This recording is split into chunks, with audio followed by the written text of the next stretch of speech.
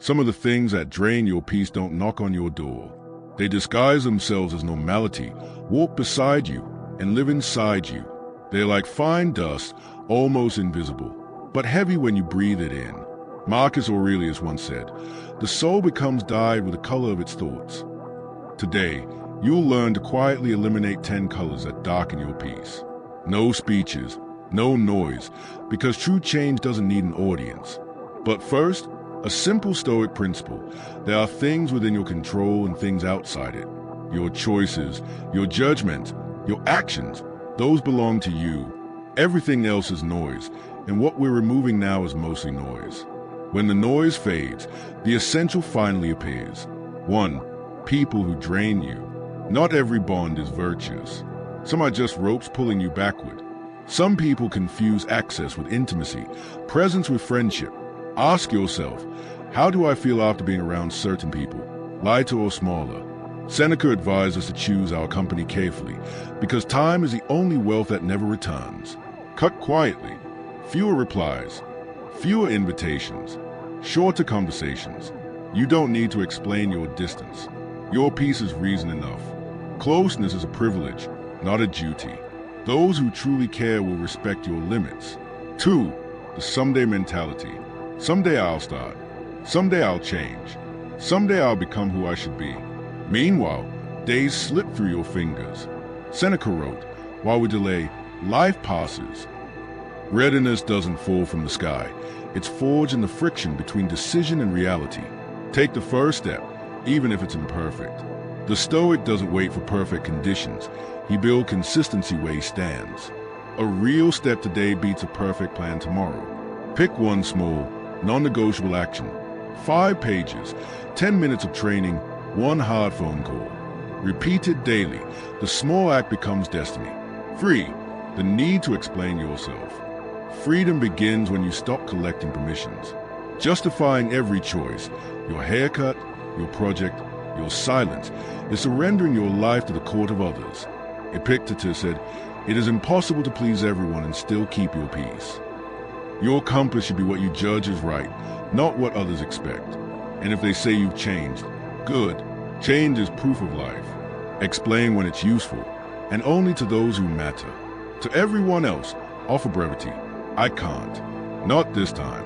I chose another path. Clarity isn't rudeness. It's self-respect. 4. The comparison game. Comparing yourself is abandoning your own path to chase someone else's shadow. Every social feed is a hallway of distorted mirrors. You see edited fragments of people's lives and mistake them for truth. The result? Envy dressed as motivation. Discouragement disguised as reality. Marcus Aurelius advised, look within. Within is a fountain of good. Mute triggers. Unfollow. Close tabs. Return to what's concrete. Sleep, honest work. Presence with those you love. Water your own garden. An hour a day of real attention to what matters is worth more than weeks of quiet comparison. 5. The victim mindset. Pain exists. Injustice happens. Loss is part of life. But turning every wound into identity is a golden cage.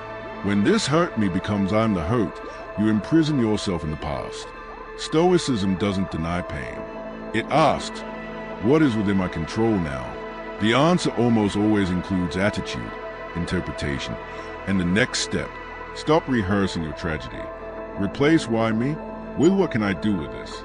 Small victories, waking early, keeping promises, learning, forgiving. Rewrite your story from within. 6. Pointless arguments. Not every battle deserves a sword. The desire to be right burns endlessly. The wise choose battles, and often none at all. Seneca warned, no wind is favorable to one who doesn't know where he is going. Ask before engaging, is there openness? Is there goodwill? If not, conserve your energy. Share a source. Close the tab. Return to your work. Your mind is a temple. Don't turn it into a marketplace for every provocation. Silence, guided by purpose, is an unbeatable argument. 7. The clutter you ignore. Disorder teaches your mind that confusion is normal. Piles of things, unread messages, unfinished tasks, all whisper chaos. The Stoic seeks order, not perfection, but clarity. Start small, a drawer, an email folder, a thought. Remove the unnecessary like you're making room for breath. Name, organize, discard. Each item in its place is a reminder that you govern yourself. When the space aligns, the mind flows. And when the mind flows, the soul rests. 8. Fake urgency. We live surrounded by false alarms, notifications, deadlines, expectations of instant replies. Constant haste is a form of slavery. Seneca said, "He who is everywhere is nowhere." Filter your calls. What is truly important rarely requires panic. Set response windows. Turn off alerts. Keep your phone away while you work deeply. You're not a customer service hotline. Relearn how to give weight to things. The essential gets presence. The trivial gets silence. Life gains depth when you stop living in emergency mode. 9. Overthinking. Endless thinking looks like productivity, but it's paralyzed fear wearing a smart disguise. Epictetus taught that it's not things that disturb us, but our opinions about them. Break the cycle with limits. Write the question. List 3 realistic options. Set a short deadline and decide. For small matters, minutes. For medium, hours. For big ones, a few days. Decision is practice. Reality gives feedback. And feedback corrects faster than analysis ever could.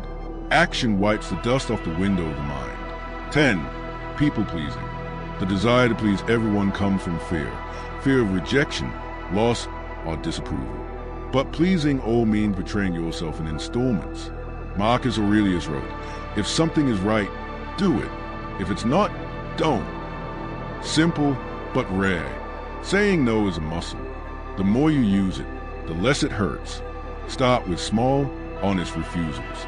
"Thanks, but I'll pass. I can't take that on right now. I'll sit this one out." Those who get angry at your boundaries didn't want connection. They wanted convenience. Those who truly love you can handle your no because they trust your yes. Repeat it softly but firmly. People who drain you. The someday mentality. The need to explain yourself. Comparison. Victimhood. Pointless arguments. Clutter. Fake urgency. Overthinking. People-pleasing. 10 quiet cuts. 10 returns of energy.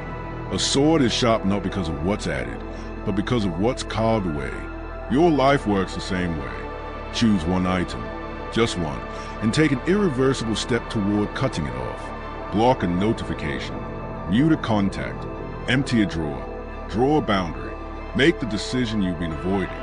Then repeat tomorrow. Freedom doesn't arrive with a grand announcement. It seeps into your routines. When the unnecessary falls, the essential appears. And when the essential appears, peace finds its home. If this message brought you clarity, subscribe to Stoic Spring. Here, you'll build the habit of caring for your inner peace and growing in maturity, one day at a time. Activate notifications and comment which of these 10 things you'll quietly remove today. Your answer might be the reminder someone else needed to reclaim their serenity.